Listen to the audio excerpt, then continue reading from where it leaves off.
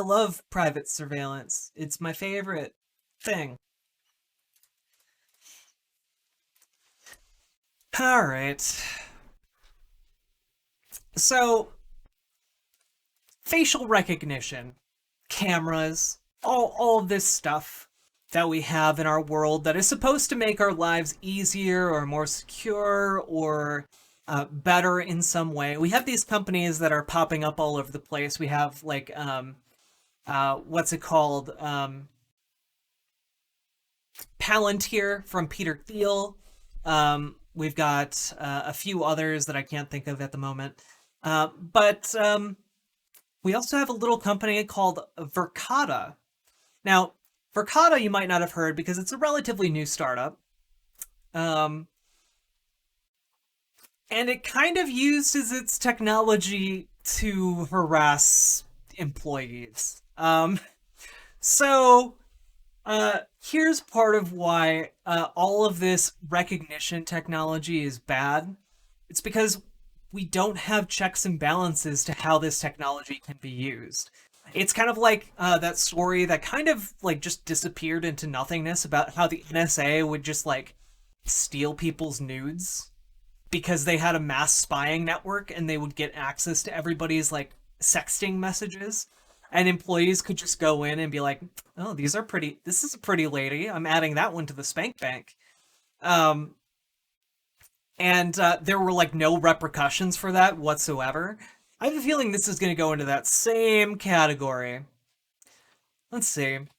Verkada, a fast-growing Silicon Valley surveillance startup, equips its offices in downtown San Mateo, California, with its own state-of-the-art security cameras. Last year, a sales director on the company's sales team abused their access to these cameras to take and post photos of colleagues in a Slack channel called Raw Verkada Do- wait, Raw Verkadogs, where they made sexually explicit jokes about women who worked at the company, according to a report in IPVM, which Motherboard independently verified and obtained more information about. Um, Common ground. We need common sense camera reform for sure. Way too intrusive. You know, I think that that would not be amiss. I think our like the legal areas in our country as relate to technology really need a modern overhaul because our laws are not good enough for stuff like this. Um, Face match, find me a squirt. The sales director wrote in the company's Slack channel in August 2019. According to one screenshot obtained by Motherboard, the comment was posted along with a series of photos of employees' faces captured with the office's surveillance system, which were patched together using a Verkada facial recognition feature. Face search, as it's called, can pinpoint an individual in a sea of faces. The pinpointed face, in this instance, belonged to a Verkada employee, her mouth wide open. In addition to verifying the incident with three sources who worked at Verkada at the time, Motherboard compared the format of the images posted to those included in Verkada's publicly available demo videos to verify that they were indeed captured by the company's surveillance cameras. Two members of the Slack channel reacted with laugh emojis, another commented lol. According to three sources who worked at Verkada at the time, the group of men posted sexually graphic content about multiple female employees in similar Slack messages. Now, I, I feel like I need to stop and stress to you all, like, this is not good in like coworker behavior. Like, this is not appropriate. Um, like I think it's a little different if, you know, you find someone in your office attractive and you go and you talk with like one of your friends about it, and your friend has like nothing to do with your company. And well, Celador, like I'm telling you that, but I'm also telling like, you know, the rando conservatives who might come across these videos and like comment on them. Um like yeah, like it's different if you're talking to your friend who has no relation to the company as opposed to participating in a company-based Slack channel that is all about talking about how hot your female coworkers are and how much you would like to fuck them, and like you realize that that's really dehumanizing and bad to do on like as like an institutionalized part of your company experience, right? Like those women are your coworkers, those women are professionals, they're doing their jobs. They have their own lives. My opinion is basic between freedom and safety. I choose safety. So if every public place will have technology that in a certain way breaks some moral principles, I'm okay with that. In my house, no thanks. About the company, they choose if the employee don't like, we can go work to other place. I mean, okay, but like, would you work at a place that has a camera in every toilet? Like, would you work at a place where everyone is jacking off to your wife? Like, would you want that? Would you want your kid to work at a company where like her coworkers are like, "Oh yeah, she's so fucking hot. I'm so hard for her. Oh my gosh." Yeah, me, no. Well, that's the thing, Zeus. You're having to conjure up like this hypothetical human being that would be super down to work at this kind of company. Um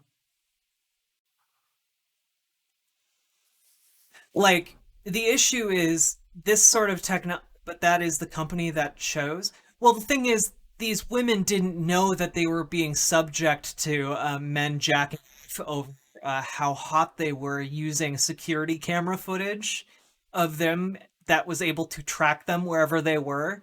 So like I feel like it's a bit different when uh as part of your employee contract it says, "Yes, and the men running the IT department will be able to track your position at all times within the building and rub their penises vigorously anytime they would like." Like, you understand why that's not company policy for any company, right? Because it's like super illegal on every level. Like, that company is likely undergoing a huge lawsuit, right? Like, this is the kind of stuff that can sink companies, especially if they're just startups. Um, like, this was not done with their consent or knowledge. They found out about it after the fact. So, like, are you okay? Are you okay with that as like a hypothetical? I would hope not. Yeah, don't be creepy. And like Venn 1964 brings up a pretty valid point. Like there is a way that this technology can be used to arrest genuinely dangerous people.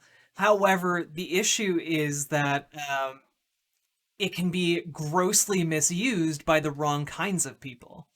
Just saying most men are in groups where they talk in a disgusting way about women,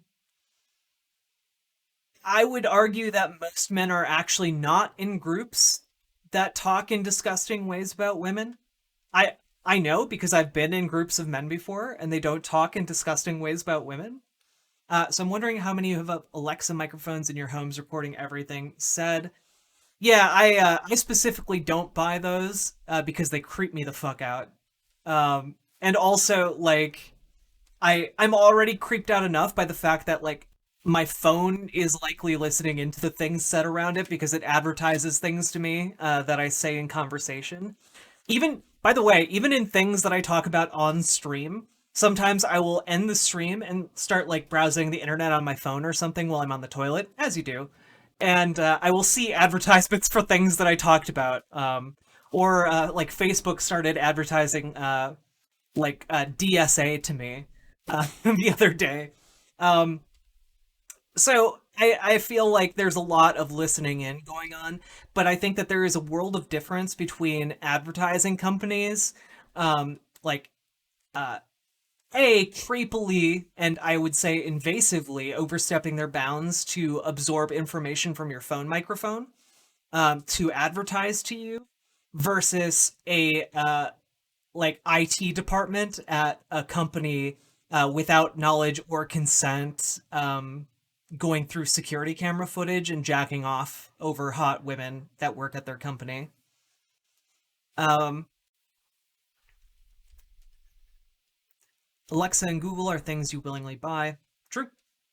Some journalists did a test, got a brand new phone, said specific things around it, and didn't listen to it into advertise to them. And it didn't listen into advertise to them. Yeah, I don't know. I'm just saying like it happens, but also like a lot of the like Celador, you're right. Like a lot of these companies have such sophisticated tracking algorithms that they're able to pinpoint a lot of information that might just correlate to what we say, you know?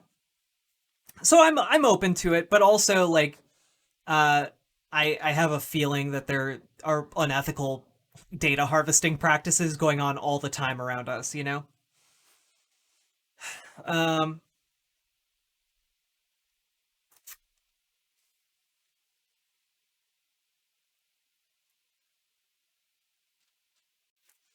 yeah, I would also just encourage you that if that's what you think most men are like, I think you need to broaden your circle of men that you're friends with, you know?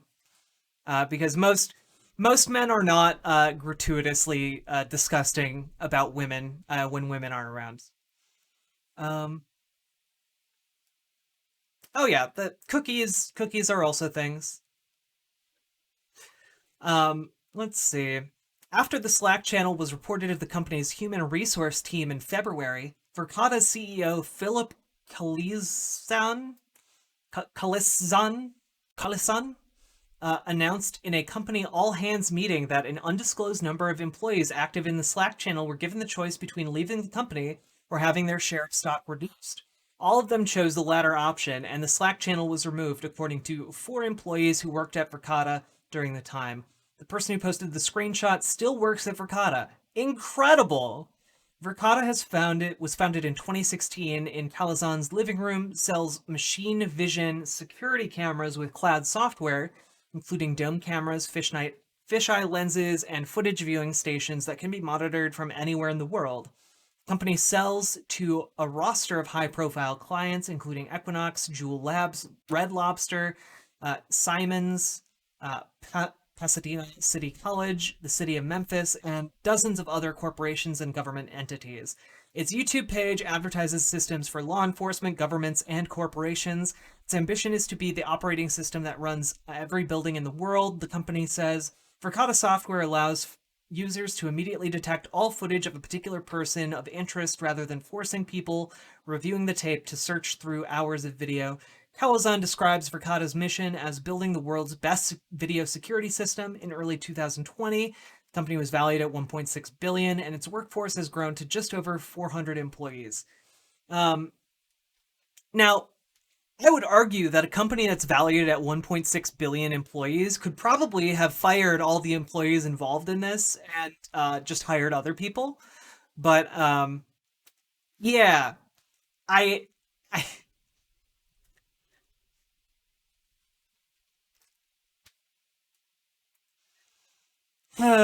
I just have to say, like, there is no way that if this program can be abused like this, um,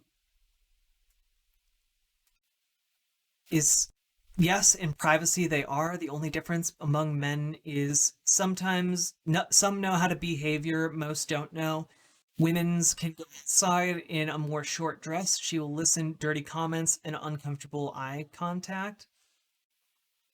I, my dude, I don't know where you live or like what your deal is, but like I'm telling you, you can live in a better world where that doesn't happen. There there is no primordial law that says men cannot treat women decently. Gosh, I can't talk today. Um like men are rational creatures. Men men are not just these animals who like need to hump everything they find attractive. Men can just be good people. And like the fact that you're hanging out with these people who are just like being really gross and weird to like their colleagues is worrying to me. Um, yeah, I have a lot of dudes in my community who are perfectly gentlemanly individuals, okay? Um, but also like the fact that this technology is so easily misused at the company's own headquarters makes me really worried about this sentiment of you know, them wanting to be the building the world's best video security system, um, and be the operating system that runs every building in the world. Can you imagine? Like, guys, they're trying to sell to governments, they're trying to sell to police officers. What happens when the wrong kind of police officer gets in charge of that technology? As we know, statistically, 40% of police officers beat their spouses. They beat their partners. They beat their kids. They engage in domestic violence. What happens when someone like that gets control over a surveillance system that runs every building in the world? What happens when it's just their city? Like, how fucking scary can that be? Especially for like women who are you know, trying to just live their lives.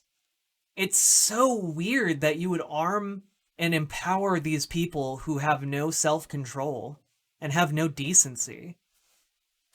I live in the three safest country in the world, and this happens every day. Every female I know complains about this. Well, then maybe our country is kind of shitty. Like, I I don't know, maybe if all the women around you are complaining about it, maybe you should tell your guy friends to knock it off. Like, I feel like that would be the decent thing to do. Why are you engaging in this behavior if all of the women you know agree that it's really shitty and they wish it would stop?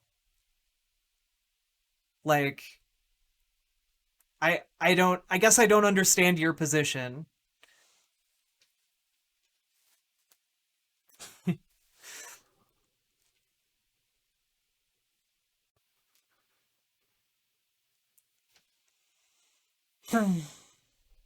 Yeah, I don't know if Antarctica is technically a country. It might just be an unclaimed continent.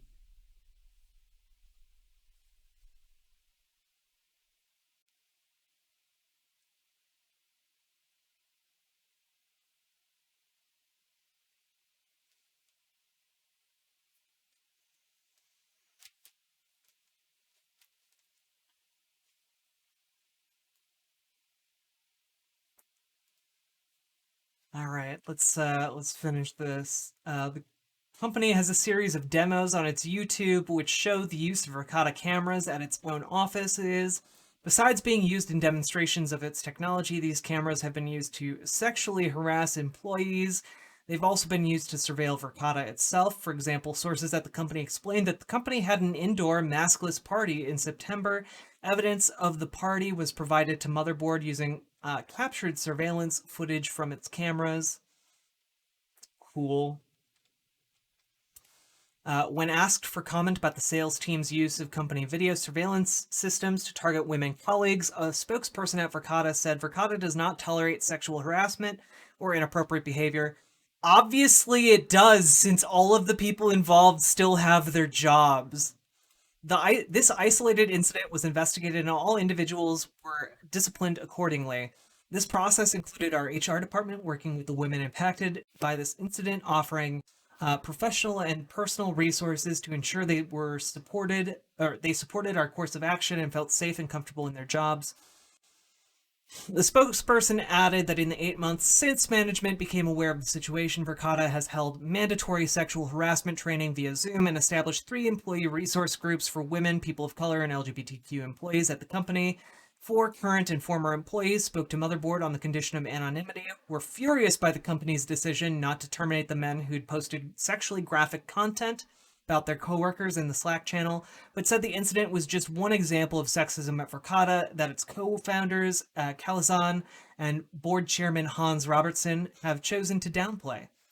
Any other tech company, a former Verkada employee told Motherboard, would have immediately fired those people. They should have never been able to get another job at a tech company ever again, but the higher ups on the sales team have a lot of power and are encouraged, can do whatever they want as long as they bring in a lot of revenue. Verkada's singular value is making money. I think it's 100% fair to say I left Verkada because of the culture, another former employee told Motherboard. I didn't feel comfortable working under my director after learning about the incident. The worst part of it was it seemed like the men in this crew continued to be celebrated and remained in leadership positions. That's how management has made the toxic culture they've created to okay. Um, all right.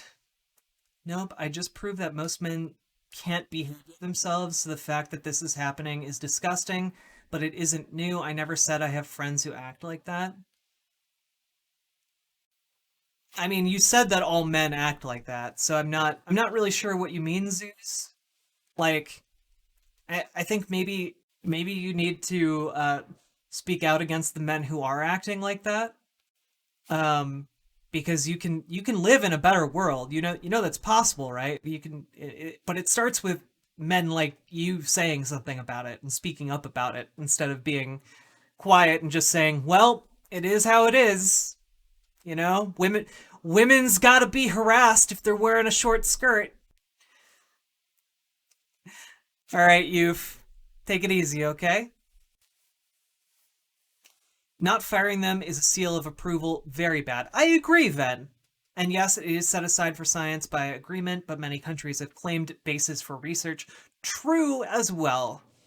Not all men, my English is bad, but I believe most men and all men is different. Um, I would just say, and no worries about your English being bad. I'm sure my Portuguese is as bad, if not worse.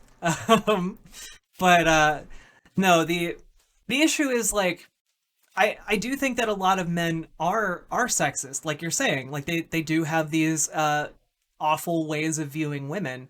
But I think that part of the way we change that is by speaking up about it and whenever we can, holding men accountable for it. Like these men not being fired immediately despite invading the privacy of their coworkers and like sexually harassing them is pretty insane. I feel like most people would agree that they should be fired, but nope. Um, since its founding, Verkada has tried to distinguish itself from a ring. It should be criminal as well. I agree. Amazon's home surveillance system, which has partnered with at least 400 police departments in the United States. I would argue, Ven, that it probably won't become criminal until it's revealed in some sort of expose in like a year or two that like police officers have been misusing this on like a systemic basis. I talked a little bit about how the city of LA, if you've driven through it over the past 5 years, has data on you, like what you've been doing. If you've driven through LA, the police know about you.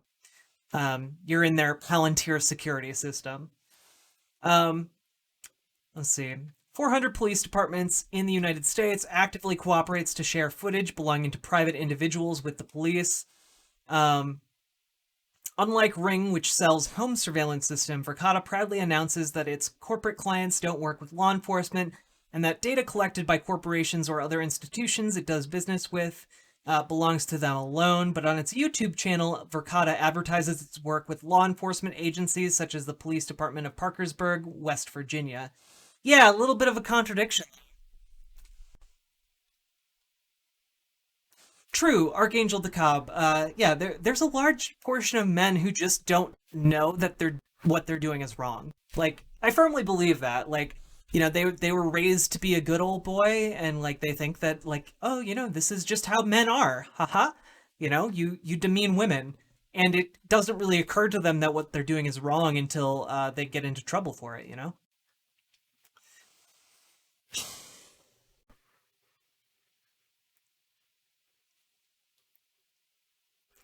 That's not an excuse. Say you can't control yourself is not excuse. Is just the truth. What about About that type men, there's play in jail for life. About that type men, there's place. Oh, their place is jail for life. I I disagree. I think that rape is largely a product of men feeling entitled to sex and entitled to women's bodies. And a lot of that entitlement comes from how we as a culture talk about and depict sex and sexual relations, right? So, like for example, like a lot of romantic comedies in the 80s had some really questionable things happen in them. If you look at them and you like go back and look at some of like rom-coms in the 80s and how they dealt with men having sex with women, um, some real cringy stuff, some real gross shenanigans that were at the time treated as harmless goofs or laughs, jokes. Um, and then as you get into a more modern society where we're like, actually, women should have to say that they want to have sex, it becomes an issue because a lot of men have never been exposed to the idea that what women want is important too. And that seems really basic, but I think if we spread that messaging more, our world would be a better place. Yeah, there are some 80s rom-coms that are really good, but some of them have just the cringiest shit in them, you know? Uh, Scenes that were supposed to be like romantic comedy scenes in the 80s are now, if you look back at them, like very clearly rape scenes, and it's very uncomfortable. Yeah, yeah, I very on 100%. You don't have to go back that far, but like for me, when I think of like rom-coms that exemplify that sort of behavior, like the 80s are where I go to, you know? Um, Honestly, if you go back to the 1950s, at least the 1950s had a lot of like romantic scenes that at least took women's feelings into account. We kind of regressed from there. In January, Kalazan told TechCrunch, "We don't have any arrangements with law enforcement like Ring. We view ourselves as providing great physical security tools to the people that run schools, hospitals, and businesses. The data that those organizations gather is their own. Many technologies it has developed, such as facial recognition and environmental sensors, can detect vaping in schools or a human presence in a room, have been criticized for expanding a system that serves to protect property owners and is often weaponized against people of color and other vulnerable populations. In March, in the lead up to a company wide all hands meeting, employees voted on questions that they wanted addressed by management. One question about Verkata's response to the Slack episode received 127 upvotes, according to screenshots reviewed by Motherboard, the most of all those submitted. Why are the men who sexually harass their female colleagues able to keep their jobs? Is this setting the right example in sustaining a safe work environment? Three employees present at the meeting told Motherboard that management did not address the question. Prior to late, and like, guys, this is what we're talking about when we're talking about like issues of toxic masculinity. Why would they avoid asking this very, why would they avoid answering this very simple question? Why are the men responsible for sexually harassing and misusing company technology uh, still at their jobs? Why weren't they summarily fired? And what example is that setting for the rest of the company? In this article already, Vice has interviewed a couple different people who left the company because of stuff like this. So it is actually an important question to be answered. Why hasn't anything been done?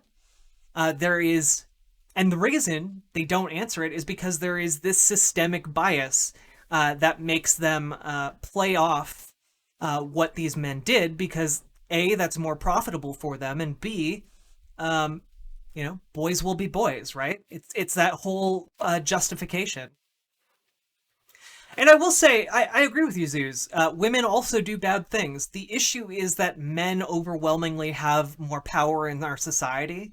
And so, like, the issue of like men going out in like going out for a jog without a shirt on and like women catcalling them and making them uncomfortable uh doesn't happen. Like women do bad things, but the severity of the things they do and I'm not going to say the severity, but like the impact of those things is far less than the impact that men tend to have on society, because a lot of society has been set up to be patriarchal, meaning that men tend to have more authority and more power. Um, that's why, like, a tenet of feminism is, for example, taking down the patriarchy so that both genders can be treated equally, which means, by the way, once we take down patriarchy, we can also address how women mistreat men. And I think that that is a noble goal that we should work towards, because that definitely happens. The issue is that in the hierarchy of like things to take care of, like the way women get mistreated on systemic levels far outstrips how men are mistreated on systemic levels. Generally, you can come up with other examples of how men are mistreated as well, like for example, being expected to go to war, or being expected to bottle up their their emotions, or only letting out their emotions of violence, or stuff like that. Like obviously those sort of systemic pressures and systems uh, impact men more, but there are also like the number of ways systemic pressures and systems affect women is overwhelmingly generally more so. Why is the Supreme Court fucked? Well, they confirmed Amy Coney Barrett earlier today, and with that, we have cemented a conservative majority on the Supreme Court for the foreseeable future, and that's not great. Men have more power, but the judicial system punished more hard men when they do the same things. You know what? That's a very good point. We can easily talk about how two the most important system in society are pro-women. I 100% agree with you, by the way. Women should receive the same sentencing as men. And I'm not sure if men are being punished more or if women are being punished less. But regardless, we should align those two values in our legal systems. Um, you like Amy Coney Barrett? I mean, she might be a perfectly fine individual, but like a lot of her policy positions and her history on various issues are pretty not good or very suspect. For example, like she didn't explain why she doesn't think like Brown versus the Board of Education is beyond reproach in her hearings. Um, I also don't like that she was part of the George W. Bush defense team, along with Kavanaugh and Roberts, that worked to overturn the 2000 election. I don't like that very much. Um, I also don't like that Amy Coney Barrett is generally opposed to a lot of different things like same-sex marriage, or LGBTQ rights. She's also opposed to abortion and the existence of precedents in the court systems. I think there are a lot of things that she supports that are like antithetical to what the Supreme Court stands for as an institution in the United States, which makes her very dangerous. Have I seen the video from Ariel uh, Scarcella that was released in support of Amy Coney Barrett and Donald J. Trump? I don't know who Ariel Scarcella is. Should I know who that is? Judicial and healthcare are easy more in women's side, and one education is more. The last one, education, is more balanced, and they say the three main systems of any society, and two of them are more on women's side. I don't know. I don't know what you mean when healthcare is on women's side. I don't know what that means, to be honest with you. And also, I don't necessarily agree that the courts are always on the side of women. Um, yeah, I I think I know what you mean when you say education is more balanced, but I think generally that's just because women have been given more like equal opportunities to men to excel, and that there are environmental pressures that mean that women tend to do well in school systems. Um,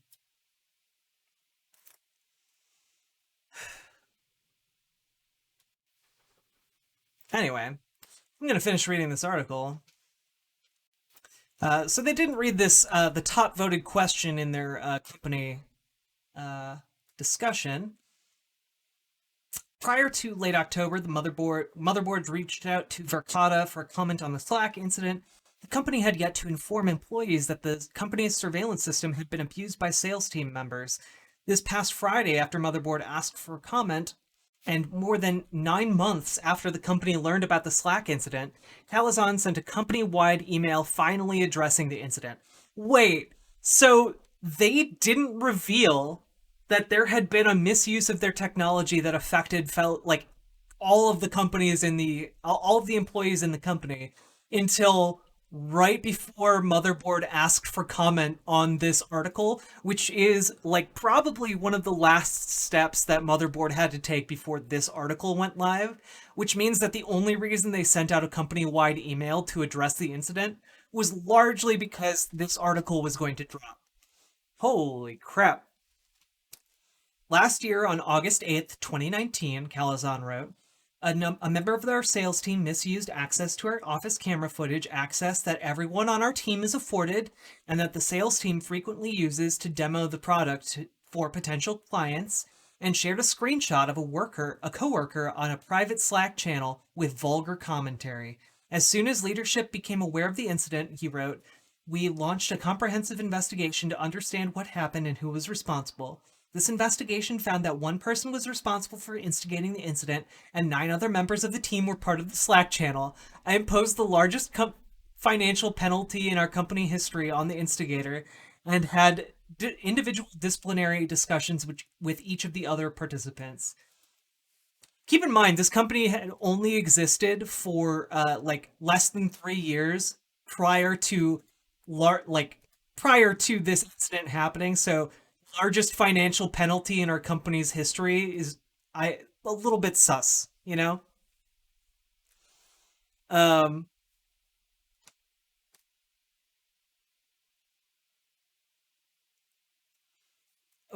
okay, Zeus, you have the sentences. Yeah, I mean, there are in some cases ways that the court system favors women. I agree with you there.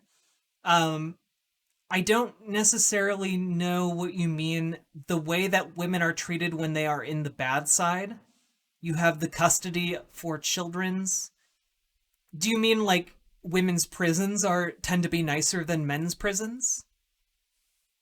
Do you mean that like because like I agree with you when it comes to like judicial rulings. Like I agree, women are favored for custody of children. Generally, that is born out of a tendency for men to be aggressors in domestic violence disputes.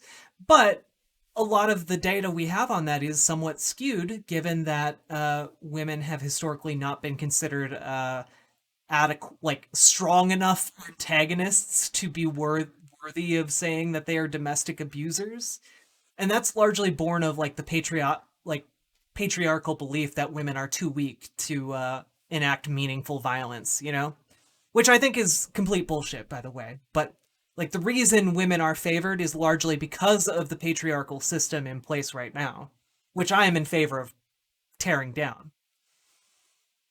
Um, all of this is fishy. I used to do IT, and we always put the video servers in a separate cabinet with a separate key, and even in the locked server room. Yeah, I mean, like part of the problem is I didn't realize how many people were involved. I was under the impression it was like 3 or 4 people in this Slack channel. They're talking about 10 different people were involved in this. The fact that they weren't fired is incredible. 4 employees who worked in different teams throughout Verkada said that the culture of sexism at the company largely emanated from a cliquey group of high ranking white men on the sales team, many of them who grew up and played high school football in the same wealthy enclave, Danville, California, some of whom went on to play for the NFL. Wow. Okay. If you're not invited into that core group of guys, you have a hard time moving your career forward or getting promoted, a former sales employee told Motherboard. The word frat is thrown around at Verkada a lot because these are guys that protect each other at the company. That's the crew from Danville. They're like a frat. In April, after the Slack incident, in a fireside chat, Verkada's board chairman, Hans Robertson, told a group of Silicon Valley entrepreneurs that he had intentionally hired a team of sales athletes that he had modeled after a sales team at Dell EMC, a subsidiary of Dell Technologies, which was famous for hiring half the Northeastern football team. Robertson explained Verkada's sales strategy was to get rid of underperformers very quickly and that the culture and make the culture really fun. At least two of the men involved in the Slack post obtained by Motherboard played high school football at San Ramon Valley High School in Danville, California. According to an article in the industry trade journal IPVM, at least 5 senior sales team members played sports at San Ramon Valley High School. It's the most horrible company I've ever worked for, another former employee who recently quit working at Verkada told Motherboard. Even beyond the Slack incident, people don't want to stay for long. Everyone wants to stay there for the potential money they can make, but especially for women, it's hard to stay there. I was oversold in the interview process. There's no support. They don't care about you. Motherboard spoke to one member of the sales team who said she enjoyed Verkada's work culture and thought the company's response to the Slack incident was adequate. As soon as management found out about the Slack incident, they disciplined not just the person who made the comment, but anyone who was in the Slack channel. She said, I felt like they took it very seriously. I have always felt comfortable here. Another Verkada employee wasn't optimistic about Verkada's mission after learning about the Slack incident. The big picture for me, having worked at the company, is that it has opened my eyes to how surveillance can be abused by people in power, which you would think would be something to think about before you get involved at a surveillance company. And it's exactly my concern when you think about that they want to be the ones monitoring every building in the world, and um you're talking about like police officers, you're talking about like government employees, like you're talking about tens of thousands of people having access to similar systems like this, uh over varying degrees of like territory, I guess. um and this is extremely worrying. Like, holy crap. Imagine how this could be used for, like, misused for the exact same purposes as these, frat employees at this company. Imagine all of the other nefarious purposes that this technology could be used for, and it's pretty freaky. If you have an example of a 30-year-old woman that sleep with a minor, she will get better treatment than men have when he is doing the same. Both are bad. Yeah, I'm 100% with you. Like, I agree that the legal system is biased in favor of women in a lot of different ways. I agree with you. I'm just confused what you mean about healthcare. I don't know what you mean about the bias in healthcare.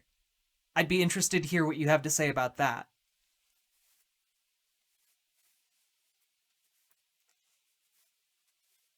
Ariel Scarcella is a self-described lesbian feminist and identifies herself as one of the most hated lesbian women on the internet.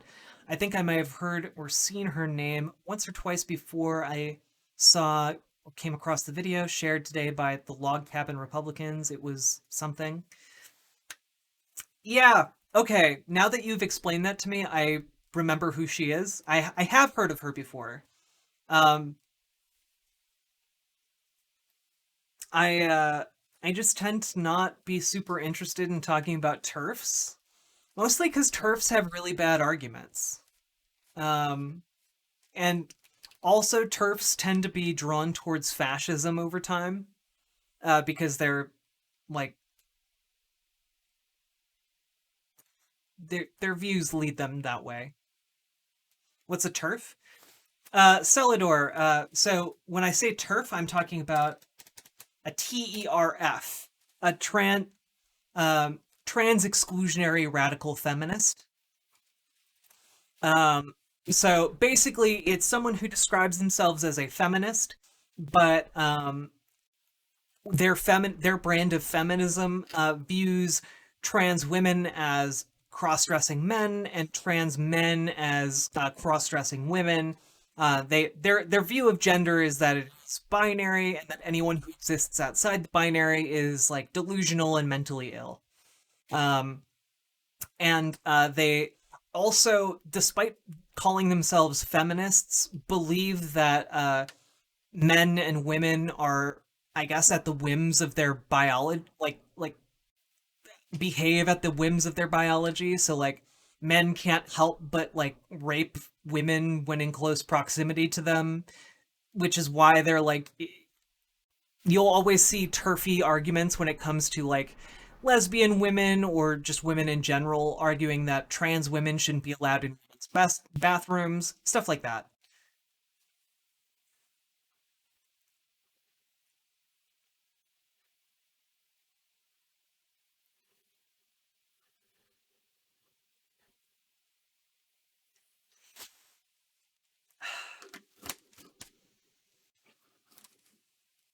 I'm a thirsty bee.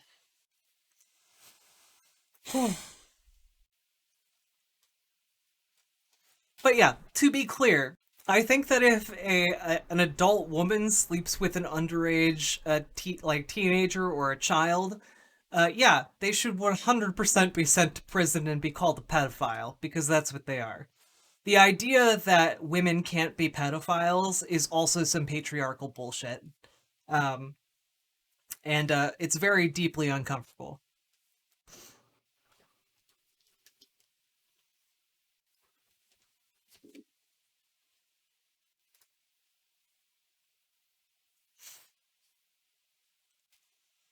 Whew. For example, oh, okay, here you go. For example, if something bad happened, women will have preference in treatment and in access to health care, and breast cancer have much more attention than prostate cancer, but the numbers between they are not so different. Yeah, I don't know about that. I haven't looked into like the numbers between like prostate cancer and like breast cancer. I would suspect though that a lot of the differences that you're talking about come from this patriarchal society that feminists are against. Like part of the reason prostate cancer doesn't get as much attention is largely because a lot of men feel like it's kind of gay to have their prostate checked. Like they have this fear that like having like being checked for prostate cancer will mean that they're gay because how some doctors have historically had to, for those who don't know, have had to check whether or not you have prostate cancer by sticking a finger up your butt and like feeling around to make sure it's the proper size and shape and all of that. um so there has been like a lot of fear, like a lot of I think that there are a lot of people who don't realize the extent that a lot of men fear being perceived as effeminate or gay, especially in the United States. I don't know about elsewhere in the world, but like men tend not to wash their hands, which is like when after having gone to the bathroom, which leads to men getting sick more. But the reason that they don't wash their hands as much is because men believe that washing your hands and spending more time in the bathroom might make you look gay. There is this problem of perception that a lot of men have. Um, and similarly, a lot of men don't treat prostate cancer with the same amount of respect that women treat breast cancer, largely because, not because there's necessarily a discrepancy between, like Zugus points out, how often it occurs, but because there's a discrepancy between how women don't necessarily fear having their like breasts felt to see if they have breast cancer, but men do fear having their prostate felt to see if they have prostate cancer. They think it will make them seem gay. I think I remember actually recently that a guy, while having his prostate checked, experienced an orgasm because there are nerves down there, and upon experiencing that orgasm, like physically assaulted his doctor because he was afraid that that meant he was gay for having a orgasm. Um, like it, it's very it's a very touchy subject. It's very complicated how our society works. But basically, feminists want to take down these systems that are, uh, you know, both disadvantaging men and advantaging women, and also disadvantaging women and advantaging men. Uh, the goal of feminism is to end both of those systems to bring the way we treat genders roughly into equilibrium. Um, so, like, yeah, it's I agree with everything you're saying. For the most part, Zeus. I just think that like you largely attribute this to like women somehow like controlling the narrative, when the reality is the patriarchal system that is set up by men also hurts men because of how men have historically been defining masculinity in our modern era. Anyway, um, and I would like men to not be hurt by that anymore, and I would like women to not be hurt by that either. You know, I think that would be a good thing if we got rid of that source of contention in our society.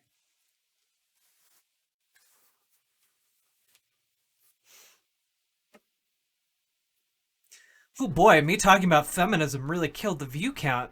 Jeez Louise. Ugh.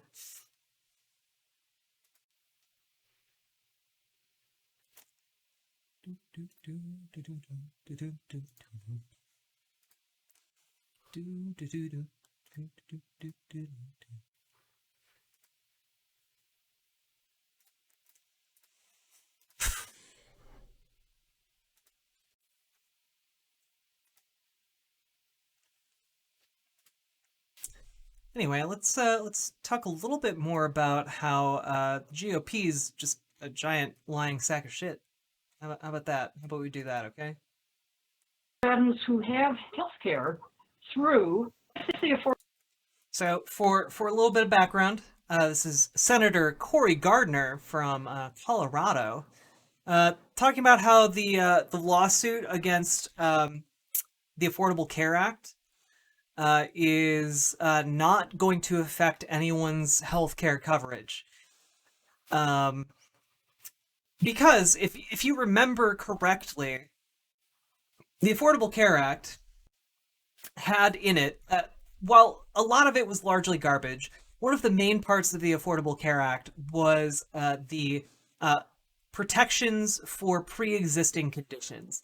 Now, when we talk about pre-existing conditions, these include basically, you know how like a lot of Republicans and conservatives talk about how the mortality rate of the COVID-19 isn't actually as high as it seems because most of the people dying from it have other conditions. Those are the other conditions that previously insurance companies could have denied you health insurance coverage for. It turns out like something around the realm of like 70% of the United States, like 50, I think I think it's like 50% of people under the age of 50 have pre-existing conditions, and then that number rises to like 70% and keeps rising up the older you get. Um, Basically, Trump has repeatedly talked about how he's going to protect pre-existing conditions and how blah blah blah, this lawsuit, it doesn't matter. Except that the Affordable Care Act is currently the only thing that actually protects your pre-existing conditions from insurance companies just saying, fuck you, go die. Um so this case is coming before the Supreme Court soon. Now, that worries a lot of people who are, for example, cancer survivors. So let's take a look at Republican Senator Cory Gardner talking about how Amy Coney Barrett is her nomination to the Supreme Court, despite her very clear opposition to the Affordable Care Act. Um, that you're gonna be fine. It's all just overblown. Let's watch his explanation, shall we?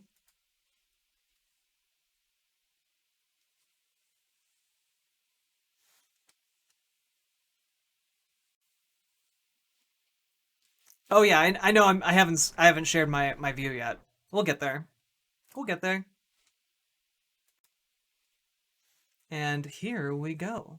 If the Affordable Care Act is overturned, how will you ensure that Coloradans who have health care through the Affordable Care Act Medicaid expansion will continue to be covered? Yeah, I think a lot of the issues that question that may be before the Supreme Court will not be impacted uh, by the decision that they may or may not reach. And I don't think anybody can predict or guess what justice would do with the law in front of them. But whatever happens, I don't think that the Supreme Court uh, would act today that. Yeah, no one could possibly predict what our incredibly partisan Supreme Court might do if the largely hated by conservatives Affordable Care Act went before a conservative majority Supreme Court. No one can predict how they would react to that. That if they were to reach a ruling, that ruling would be in effect immediately. I do believe that obviously they would turn to Congress and say, "Hey, this is the ruling. Now you guys have to find a solution to address what the Supreme Court has found. If they decide that something needs to change with that rule." Why why would you assume that? Why would you assume that, Corey Gardner? Like, guys, there's nothing in the Supreme Court's like bylaws that say they have to do shit to tell the Congress, hey, you should probably do something about this. They don't have to do that. If the conservative majority, now armed with Amy Coney Barrett, decides, hey, you know what? We don't like the Affordable Care Act. It's gone today. Then it's gone today. There's they are under no obligation to give like transition time or anything of the sort. They can literally get rid of it with one court decision and that's it. And then all of these people, this nice old lady who lives in an old cabin in somewhere in Colorado, she is fucked. And there's nothing that she can do to get health insurance again. Ruling. And so I think that would certainly give the law back to the policymakers where it should be in the first place. I think, we need to make sure that we have solutions out of Congress to actually address. Just as a reminder, um, Congress passed the Affordable Care Act. That that's where this policy decision came from. It came from Congress already. So what the fuck is he saying? Healthcare needs, and that's where it should rightfully be decided, not by the courts. But, Senator, what would you suggest would be a replacement for the Medicaid expansion that we have now under the Affordable Care Act? Well, Congress could act again. Oh, sorry. I'm sorry. What was that? Legislatively. Well, Congress could, again, I don't think the Supreme Court would make a ruling that Medicaid expansion would end the day that they issue their ruling, if that's indeed the ruling they decide to make. I do not believe that that's what would happen at all, even if it would affect that portion of it, because I think the question is going to be on severability, and I don't think that it would affect that portion of the law, whatever decision that they make. So I don't think that that's something that would even be an issue. If that were an issue, like I said, I don't think it would be effective that day of the decision. I think the court would turn to Congress to say, you need to address this, and that would put it back in the hands of Congress to pass a bill that would answer that question on Medicaid in line with the ruling of the Supreme Court, if that's indeed what. Okay, so essentially that's Corey Gardner talking about how, wow, I mean, their decision might fuck you over, nice old lady. Might destroy your life and your well-being. Tee hee hee. But I don't think it would be immediately. So you would have some time to prepare for your millions of dollars of medical debt. Tee hee hee hee. Like, what? What do you expect her to do, Corey Gardner? She's an old lady who lives in a cabin in the woods. Like what is she just gonna pull money out of her ass? Is she gonna go to the money tree and just like time to harvest the money tree with my grandchildren? Like so I can pay for my cancer bills. What's she supposed to do if she's relying on this Medicaid expansion that is exclusively through the Affordable Care Act? If that suddenly disappears, and again, the Supreme Court is under no like obligation to give like some sort of grace period for this. If it's illegal, then they can just rule it as illegal or unconstitutional or whatever, and then it's done.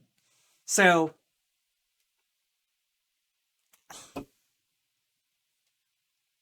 I feel like conservatives have fear mongered against the Affordable Care Act for so long that now that it's on the verge of like being completely unraveling, or sorry, being completely unraveled, they are unable to give any kind of adequate response for what they would want to do afterwards. Um, because keep in mind, every time Donald Trump has been asked about his replacement for the Affordable Care Act, he's always said, "Oh, it's coming in a couple weeks," and he's been saying that for like the last 4 years. Um, and like they're not going to pass another plan. They're not going to do it, guys. Republicans don't want to save you from health insurance companies. They want to lie in deepest bed with in deep in bed with health insurance companies as possible. They want to get in deep into those sheets, those money drenched sheets. Okay, like they don't give a shit if you live or die, and they've made that very clear throughout the throughout the COVID-19 pandemic as well. Like they've let hundreds of thousands of people die specifically because it benefits them.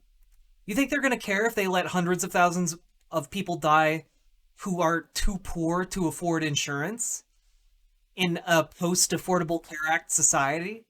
No, they don't care. They've never cared about poor people. Their entire platform is about fucking you over if you're poor and funneling money to the rich. That's their entire platform. Uh, this this is what people mean when they say Republicans are a death cult. It's because you're voting for people who want you to die, and you take it. You like lick their shoes. It's really gross and weird. Um, have some self-respect and vote Democrat. Like really, I genuinely mean that. Like have some self-respect and at least vote for someone who's not gonna fuck you over. Gosh.